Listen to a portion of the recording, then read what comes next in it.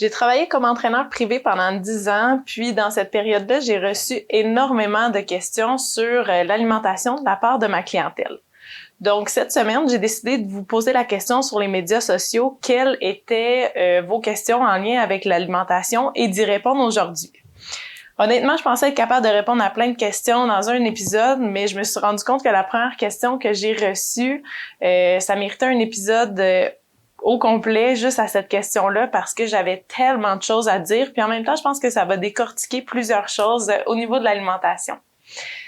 Comme je suis ni nutritionniste, médecin ou naturopathe, les choses que je vous dis aujourd'hui, c'est seulement par rapport à mon expérience et ce que je souhaite faire, c'est de stimuler votre réflexion. Si vous avez des questions ou que vous avez un trouble alimentaire ou une maladie quelconque, je vous invite vraiment à consulter un professionnel de la santé pour avoir quelque chose qui est vraiment adapté à votre situation. Si vous avez besoin de références, écrivez-moi, ça va me faire plaisir de vous en donner. Et sinon, je vous invite vraiment à faire vos propres réflexions, comme je vous ai dit, mais vos propres recherches aussi sur l'alimentation intuitive qui est le sujet d'aujourd'hui. Donc, la question que j'ai reçue était la suivante. Est-ce que l'alimentation intuitive, c'est bon pour tout le monde? Donc, c'est la question auquel je réponds aujourd'hui. Bienvenue au podcast Sanadora. Sanadora est une plateforme qui t'offre des outils pour développer ton plein potentiel. Je te transmets mes connaissances en activité physique, en massothérapie et en yoga pour te démontrer l'accessibilité d'un mode de vie sain. Je reçois également des professionnels du mindset, de la santé et de tout ce qui englobe le bien-être. Si tu es à la recherche d'équilibre à travers la performance et l'atteinte de tes buts, tu es au bon endroit, j'ai les outils pour toi.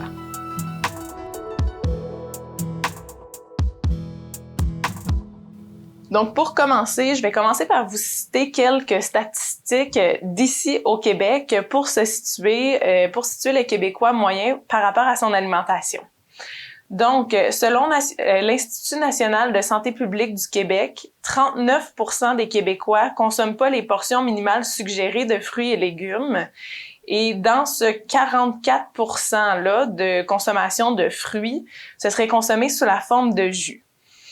Pour ce qui est des produits céréaliers, les plus consommés par les adultes québécois sont le pain, les pâtes alimentaires, le riz, les biscuits, les gâteaux, mais aussi les muffins, les bagels et les pains pita.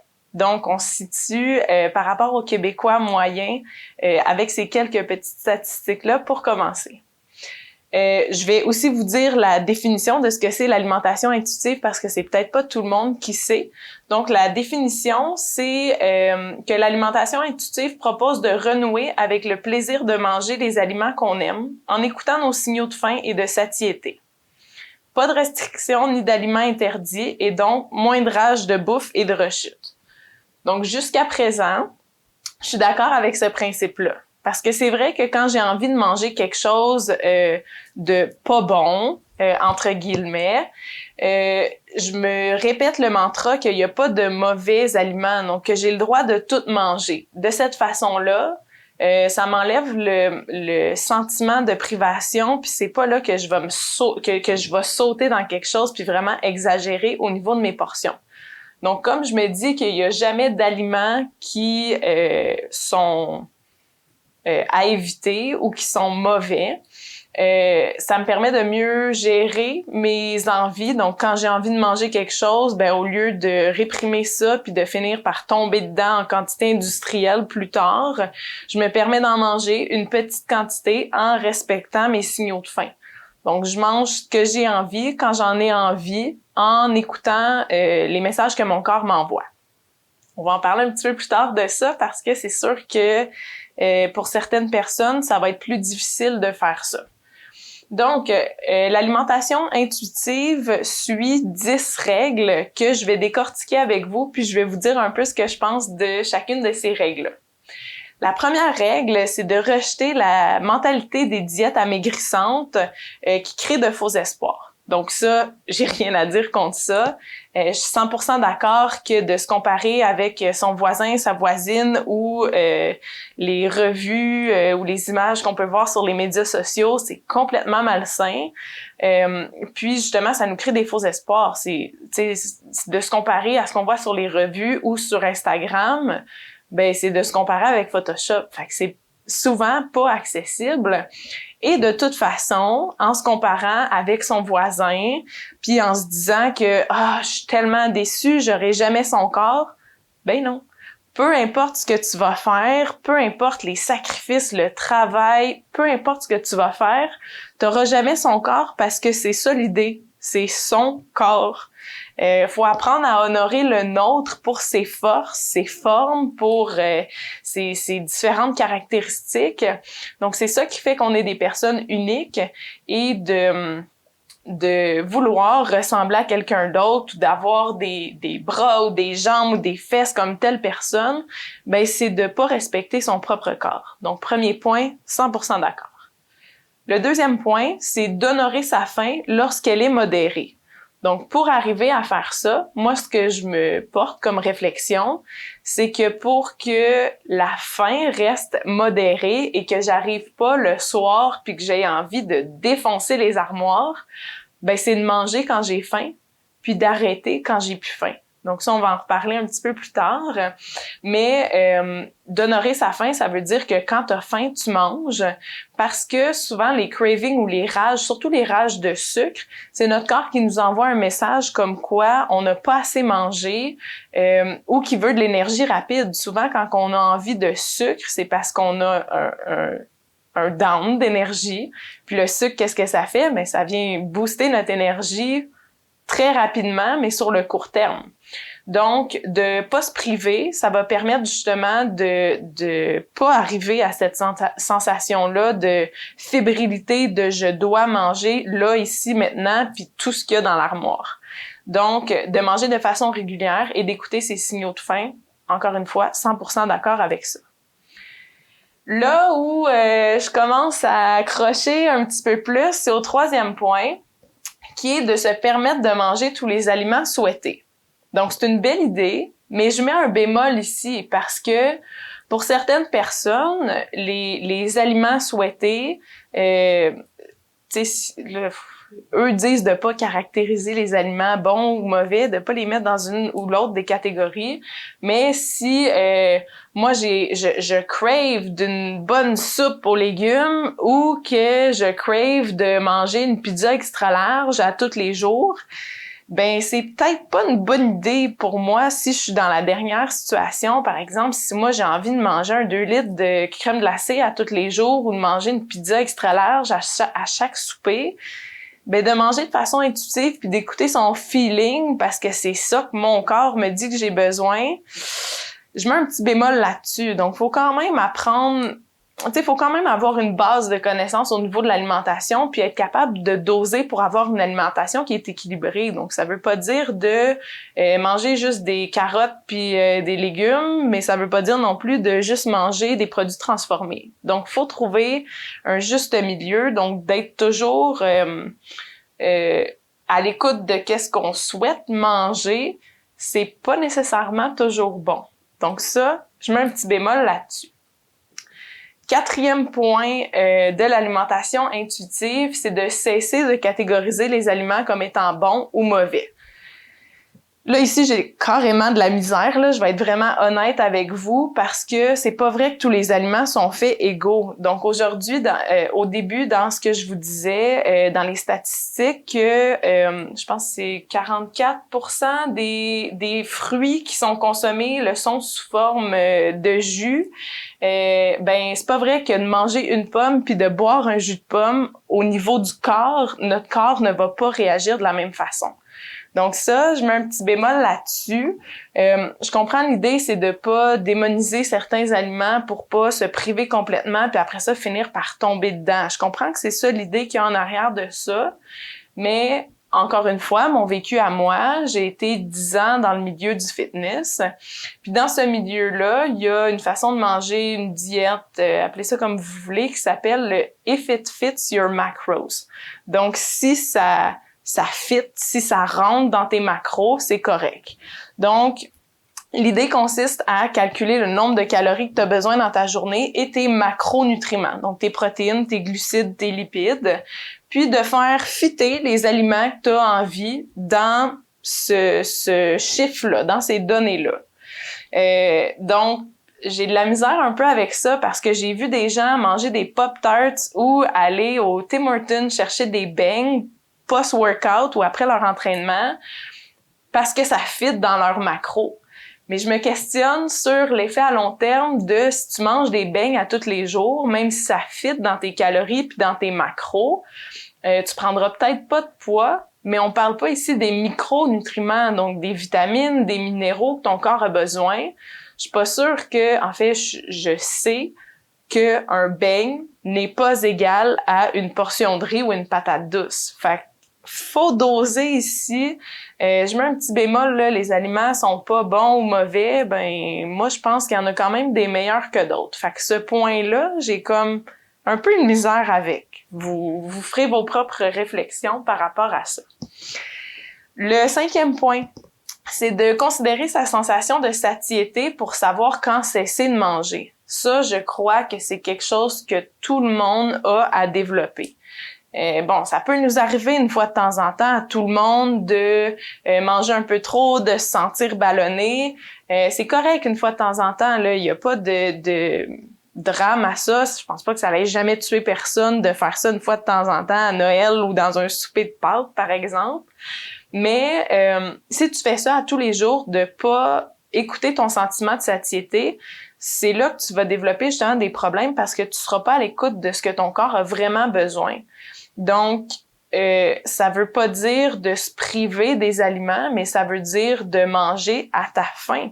Donc, si tu viens de finir de manger, puis que tu as une petite dent sucrée, que toi, tu es habitué de prendre un dessert après chacun de tes repas, mais que t'es gonflé puis que t'as plus faim, ben c'est peut-être pas le meilleur temps pour le manger, ton dessert. Ça veut pas dire de jamais le manger puis que les desserts, c'est le démon.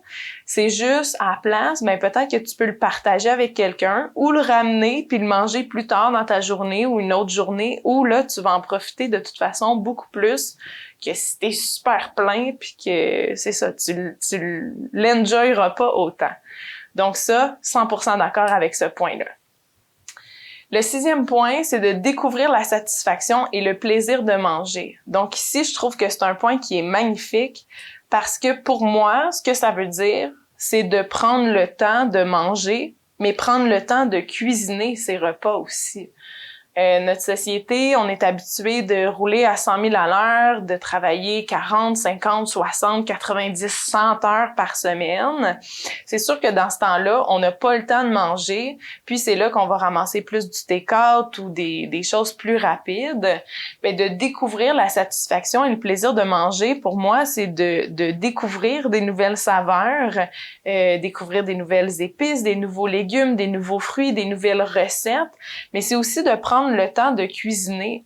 Donc, si vous vivez en famille, ça peut vouloir dire de faire le repas avec les enfants, d'inclure les enfants dans le repas, de cuisiner avec son conjoint, sa conjointe, tu sais, de faire un événement autour de ça, que ce soit un moment qui est plaisant, que ce soit pas juste on mange parce qu'il faut manger, mais que ce soit un moment qui vient nous réunir ensemble, qui fait qu'on passe du temps ensemble, puis on va savourer beaucoup plus notre nourriture, puis ça va être tellement plus nourrissant si c'est toute une expérience, puis pas juste un plat de bouffe qu'on a ramassé au take-out parce qu'on est donc brûlé puis qu'on n'a pas le temps de cuisiner. Donc pour moi, découvrir la satisfaction puis le plaisir de manger, c'est ça. C'est pas nécessairement de manger juste de la salade tout le temps parce que là, le plaisir de manger, tu sais, autant une bonne salade, ça peut être super bon, une bonne salade repas, il y a moyen de faire ça bon, mais il y a moyen d'avoir du fun dans l'alimentation sans que ton fun, ce soit juste de manger une grosse poutine le samedi soir. Encore une fois, faut doser. Le 7e point, eux nomment ça comme vivre ses émotions sans nécessairement utiliser la nourriture. Moi, je viendrais enlever le nécessairement, là, c'est vivre ses émotions sans utiliser la nourriture. Donc, Je suis pas d'accord avec l'image de la fille qui est en peine d'amour qui va manger un 2 litres de crème glacée en pleurant, puis que ça, c'est comme « Ah, mais c'est correct, tu sais, elle est en peine d'amour. » C'est comme... Pourquoi elle peut pas juste pleurer sa vie puis vivre ses émotions à 100% sans mettre un pot de crème glacée en plus là-dedans? Pourquoi, à la place, on peut pas vivre nos émotions en faisant autre chose ou juste en les vivant? Je pense que d'associer une émotion avec un aliment, par exemple, j'ai de la peine, je mange de la crème glacée, ben après, à chaque fois que tu vas avoir de la peine, le chemin va être tapé dans ton cerveau, puis tu vas associer la tristesse avec de la crème glacée. Donc, c'est de dissocier l'alimentation avec les émotions. Puis la nourriture, ça devrait être vu comme quelque chose pour nous nourrir, pour nourrir notre corps plutôt que pour venir combler un vide émotif ou fuir un sentiment. Donc, c'est d'apprendre à dissocier alimentation et émotion, puis de vivre les deux pleinement, mais pas nécessairement tout le temps ensemble. Fait que ça, je mets un petit bémol. En fait, je suis d'accord avec ça, là, qu'il faut pas vivre vivre ses émotions sans nécessairement utiliser la nourriture. Mais je pense qu'il faut apprendre à vivre ses émotions pleinement, point, sans lier de la nourriture avec ça. Le 8e point, c'est de respecter son corps tel qu'il est au moment présent. Puis ça, je pense que c'est un autre enseignement merveilleux. Donc, je reviens au point numéro 1, qui est de pas se comparer avec son voisin, sa voisine, le feed d'Instagram, la revue fashion qu'on trouve à l'épicerie. Puis de plutôt apprendre à être reconnaissant pour ce que notre corps fait pour nous.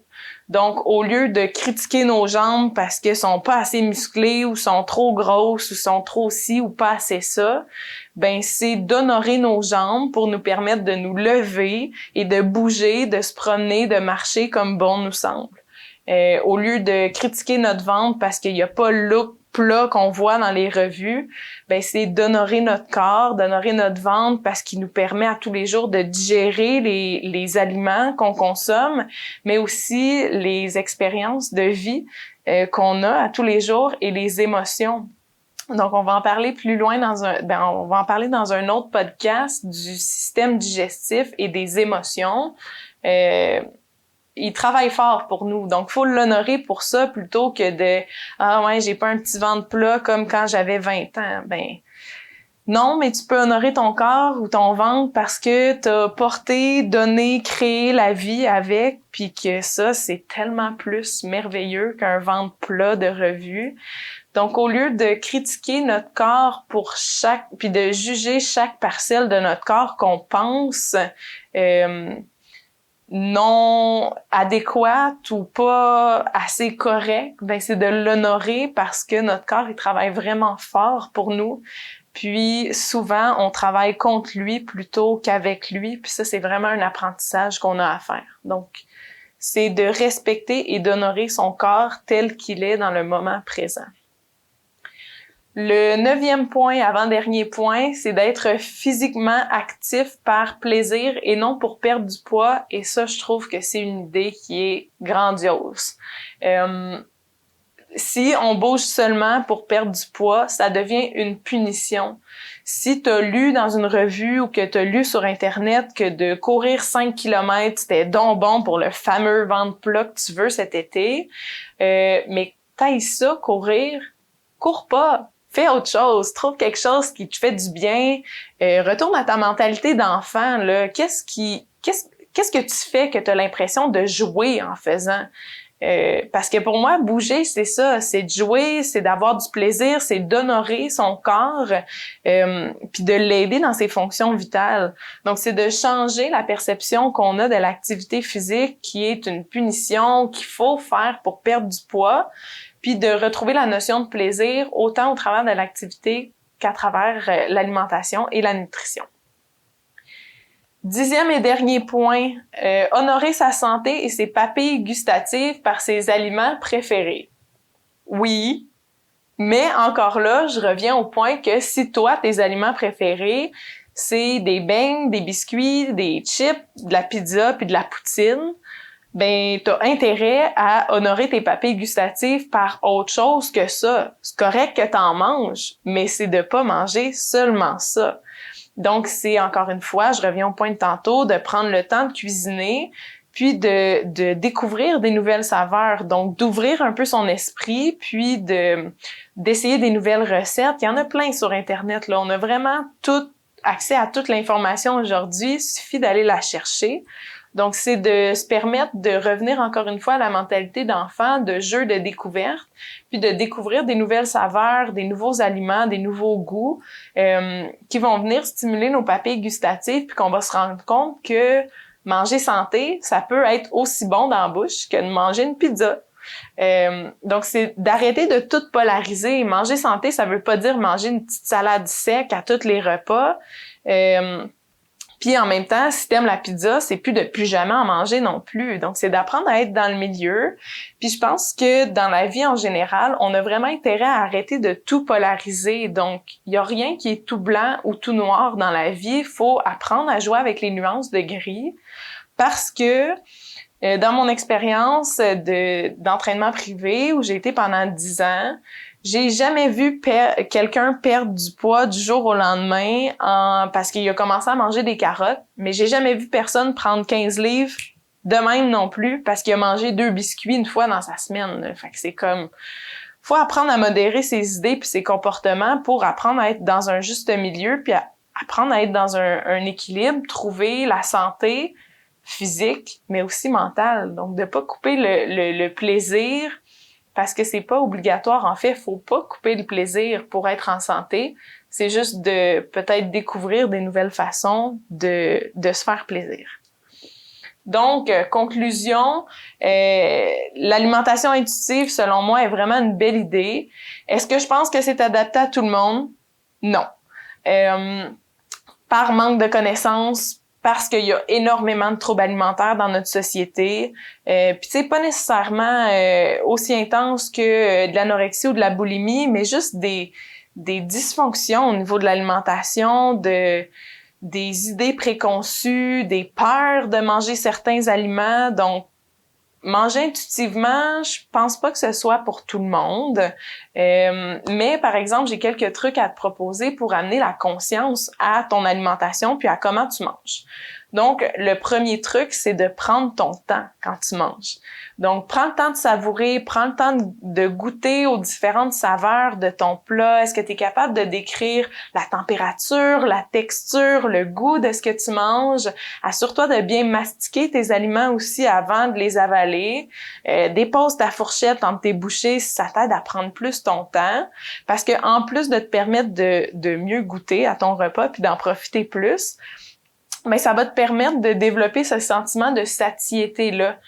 Parce que ça prend 15 minutes à ton système digestif à envoyer le message à ton cerveau comme quoi, là, OK, je suis plein, j'ai plus besoin de manger. Fait que si t'es du genre à aller te servir une deuxième assiette ou à déjà être rendu dans le dessert quand ça fait moins de 15 minutes que t'es à table, ben t'aurais intérêt à essayer ce truc-là. Fais juste l'essayer pour voir. Le deuxième truc que j'ai à t'offrir aujourd'hui, c'est d'observer comment tu te sens quand tu manges certains aliments. Qu'on parle de bons, entre guillemets, ou de moins bons aliments. Parce que ça se peut que quand tu vas manger certains aliments, tu te sens pas bien après. Puis là, je parle pas nécessairement de manger des gâteaux, des biscuits, de la poutine. Là. C'est juste les intolérances alimentaires, ça peut te faire mal filer. Donc, c'est de voir quel aliment te fait sentir bien et quel autre te fait sentir un peu moins bien. Donc, je te demande pas de rien changer à ton alimentation actuellement, mais juste d'amener la conscience à comment tu te sens quand tu manges certains aliments. C'est ma mère qui m'avait fait réaliser ça parce qu'elle m'avait dit un jour qu'elle s'était rendue compte que, tu sais, le premier biscuit que tu manges quand tu as vraiment envie ou la première bouchée de crème glacée que tu prends est tellement satisfaisante, mais quand tu arrives, par exemple, au fond du sac de chips ou au fond du pot de crème glacée, c'est pas vrai que la dernière bouchée est aussi satisfaisante.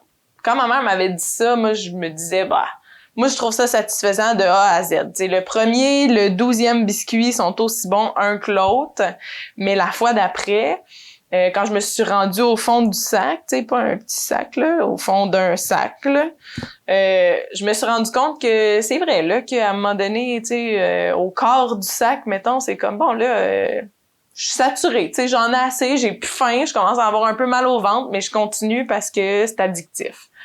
Donc, c'est juste d'amener ta conscience quand tu manges. Est-ce que ce que tu manges est satisfaisant? Est-ce que tu es plein?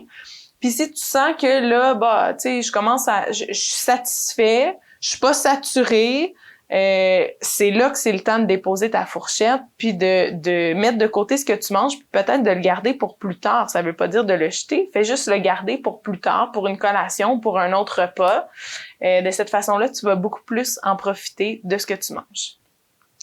Le dernier point aussi, je parlais de doser un peu là, les aliments que j'appelle dangereux, entre guillemets, les chips, les noix pour moi, les biscuits, ça peut être peu importe, là, on a tout notre petit aliment qu'on sait qui est dangereux pour nous. Ben, un truc que moi j'ai développé, c'est de quantifier ces aliments-là. Donc, au lieu d'acheter le gros sac de chips, quand j'ai envie de manger des chips, ben, je vais acheter le petit format. Puis là, c'est juste parfait. Quand je mange des noix, c'est de pas partir avec le pot de noix devant mon film puis là de manger les noix parce que là, je te garantis que je vais me rendre loin dans le pot, loin dans mon mal de ventre puis que ce sera pas plus satisfaisant. Donc de mettre ça dans un petit plat, tu vas t'asseoir puis après ça, quand tu as fini ton petit plat, ben merci bonsoir, t'es satisfait puis t'es pas saturé, ben encore une fois, c'est une façon de pas te priver dans les aliments que t'aimes, mais de pas exagérer non plus. Si t'aimerais que je réponde à tes questions dans des futurs épisodes, je t'invite à me suivre sur les médias sociaux. Je fais plein de posts instructifs, de capsules d'informations, puis de quiz de connaissances. Donc, si t'as envie, je t'invite à aller me suivre sur les différentes plateformes de médias sociaux. Et si l'épisode d'aujourd'hui t'a plu, ben clique sur j'aime, partage-le avec quelqu'un que tu sais que ça pourrait aider ou que ça pourrait donner des trucs ou faire réfléchir. Mon objectif à moi, c'est de te donner des outils pour t'aider à développer ton plein potentiel. Puis quand tu le partages, ben tu permets à cette personne-là de faire la même chose puis de devenir une meilleure version d'elle-même. Donc, je te souhaite une merveilleuse semaine puis on se revoit lundi prochain pour un prochain épisode.